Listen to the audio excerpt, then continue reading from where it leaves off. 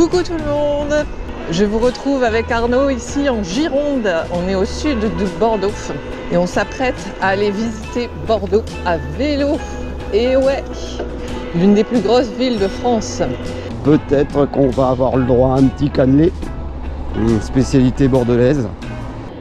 Il paraît que tout est fait pour faciliter l'accès à la ville en vélo, donc on va aller voir ça. Et puis au retour, si tout va bien, on va même visiter un château. Château qui va peut-être vous rappeler votre bac français. Pour commencer, on vient de rattraper la voie verte qui fait partie de la Sens-Ibérique qui va de la Brède à Ostens. Et donc du coup, on la prend en direction la Brède. Et ensuite, on va rattraper un itinéraire qui est conseillé pour accéder à Bordeaux avec majoritairement des pistes cyclables. Alors l'église qu'on voit là-bas au loin, c'est l'église de la Brède. Et puis là, on commence à avoir des vignes. Et ouais, direction Bordeaux. Logique, hein? On est dans l'AOC grave pour les connaisseurs. Et voilà, on quitte déjà la voie verte. On n'avait que 2 km à faire dessus. On va traverser la Brède. La Brède, ça vous dit peut-être quelque chose?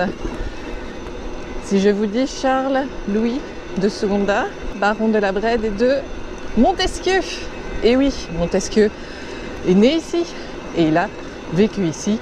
Il y a en effet un château familial appartenant à la famille de Montesquieu ici dans le village. On ira tout à l'heure. Et bientôt midi, on peut pas s'arrêter, manger une pizza? Ah non, on continue. Alors si vous venez dans le Bordelais, vous allez voir beaucoup de panneaux avec marqué château. Mais rien à voir avec les châteaux des seigneurs ou Renaissance et autres. Quoique, il y a quand même des vrais châteaux. C'est surtout en fait les noms de domaines par ici, c'est tout le temps château quelque chose. Alors pour nous ce midi, ce sera Château la Pompe.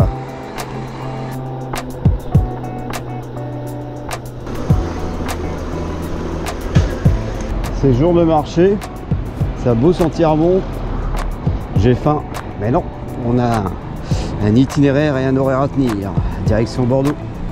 On ne se laisse pas distraire. C'est sérieux là.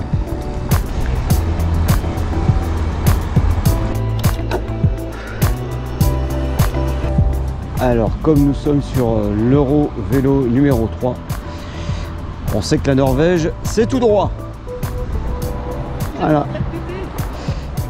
Et de l'autre côté, si on s'en va donc dans l'autre sens, on s'en va en Espagne. Ça doit quand même faire un beau périple hein, de la Norvège à l'Espagne. Pourquoi pas un jour, hein. Qui sait? C'est charmant ici. On est à Gradignan. On rapproche de Bordeaux, qui n'est plus qu'à 15 km. Ah, c'est curieux, la piste cyclable est en plein milieu des voies. Ici, nous sommes dans la ville de Bègles. Ça parlera aux amateurs de rugby. Chez nous, il y a le derby Lens-Lille ou Lille-Lens. Ici, c'est le derby Toulouse-Bègles. Bordeaux-Bègles. Allez, on va s'arrêter à Bègles. Voilà.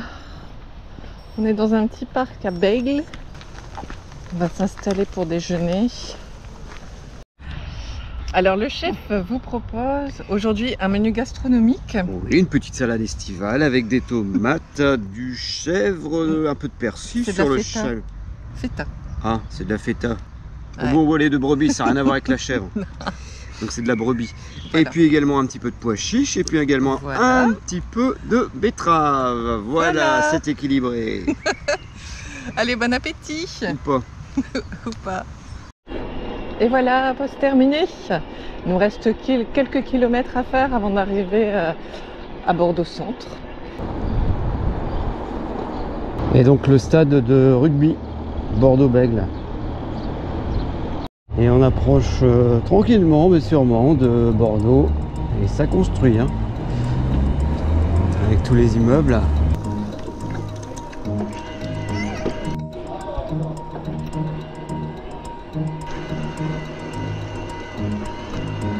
Et donc nous voici dans Bordeaux avec sa gare. à gauche.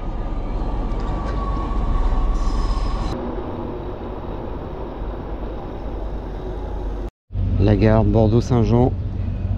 Ah, il y a de la trottinette hein, quand on arrive. Là c'est week-end, mais je pense que la semaine, quand vous arrivez, il n'y a plus de trottinette.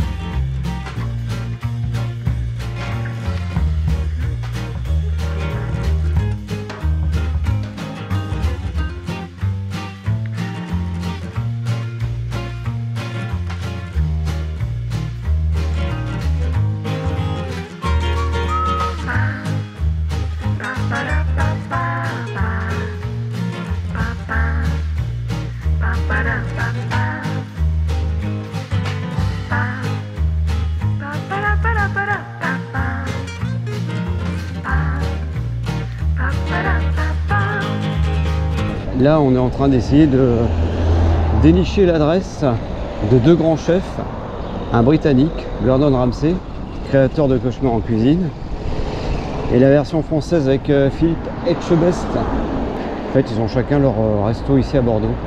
Après avoir mené l'enquête, le chef Etchebest est là, dans le théâtre, la comédie.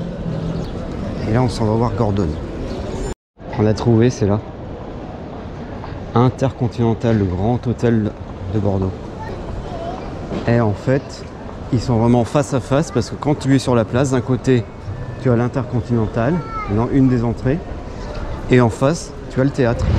Voilà, découvrez la cuisine du chef Philippe Etchebest. Et Bordeaux, deux chefs pour le prix d'un, face à face. Et là en face, Gordon.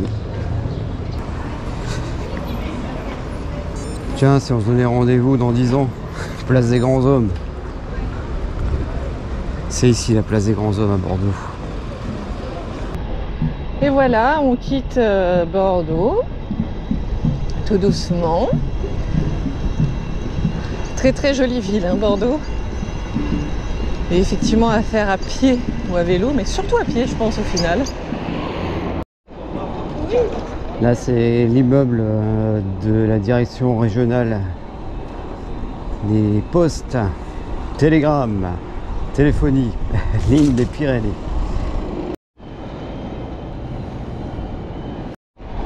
Alors voilà, nous sommes sortis de Bordeaux. La petite impression à chaud, très belle ville, mais pas à visiter à vélo. On voit que dans la ville, il y a beaucoup d'efforts de fait pour que les gens puissent rouler à vélo. Il y a beaucoup de voies cyclables et qu'aussi tout est fait pour limiter la circulation des voitures. Donc il y a beaucoup de zones piétonnes autorisées au vélo. C'est là qu'on s'aperçoit qu'on a encore beaucoup de retard. On n'a pas forcément la culture du vélo. Entre les voitures, les piétons, personne ne respecte le vélo. On va dire en France, on a encore un peu de mal avec le vélo, hein. Ça va pas se faire comme ça en un claquement de doigts par rapport à d'autres pays européens où là le vélo est roi. C'est peut-être pour ça que quand on a visité Ostende ou encore Bruges, bah, ça s'est mieux passé parce que le vélo a priorité sur le piéton. En France, c'est l'inverse. C'est un petit peu, on va dire, l'anarchie. C'est qu'on n'est pas forcément habitué à croiser beaucoup de vélos ailleurs, donc du coup, bah voilà, les gens se retrouvent sur les pistes cyclables à pied, ou alors inversement, les cyclistes roulent un peu n'importe où, donc c'est l'anarchie des deux côtés. En fait, on a poussé le vélo tout le long, hein, quasi tout le long, dans Bordeaux. Donc si vous voulez visiter Bordeaux, moi je vous conseille de prendre, voilà, ce que vous voyez en face, le tramway. Vous garez en extérieur et vous y allez à pied. Dans tous les cas, que vous soyez à pied, à vélo, en train, en voiture, peu importe, Bordeaux vaut le coup d'être visité. C'est une jolie ville animée et vivante, quoi. C'est très sympa à voir. Une trentaine de kilomètres plus tard, on arrive bientôt à la Brède. On est entouré de vignes. Et sur le retour, c'est pas prévu la visite des caves? Non? Ah mince. Alors tout à l'heure, je vous ai parlé d'un château, pas celui-ci, hein. Là, c'est un vignoble. C'est Château Onouché, Pessac, pour l'AOC. Tout à l'heure, je vous ai parlé d'un château. Et en fait, eh ben, on va aller le voir, on va aller le visiter. Et si je vous dis lettres persanes, bac français, Montesquieu, oui, le célèbre Montesquieu. Donc il habitait la Brède et on va aller justement visiter son château. On vous y emmène. Précurseur de la sociologie, philosophe et écrivain français, Montesquieu fait partie des grands penseurs politiques du siècle des Lumières.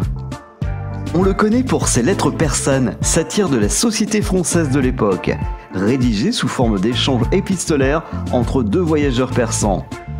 Après avoir traversé toute l'Europe, observant à chaque fois les modèles de société, il rédigera de retour à la Brède son traité de l'esprit des lois, où il développe la théorie de séparation des pouvoirs, chef-d'œuvre fondateur de la science politique moderne.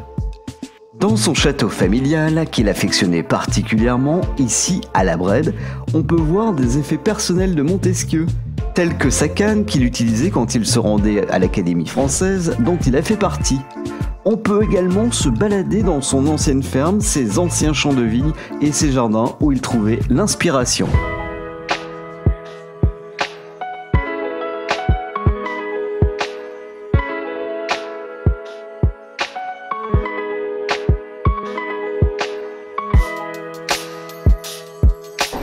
Et bien voilà, cette petite balade en Gironde se termine.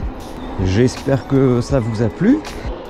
On vous dit à très bientôt pour la suite de nos aventures ici en Gironde. Alors là, attention, on va changer de décor. J'en dis pas plus.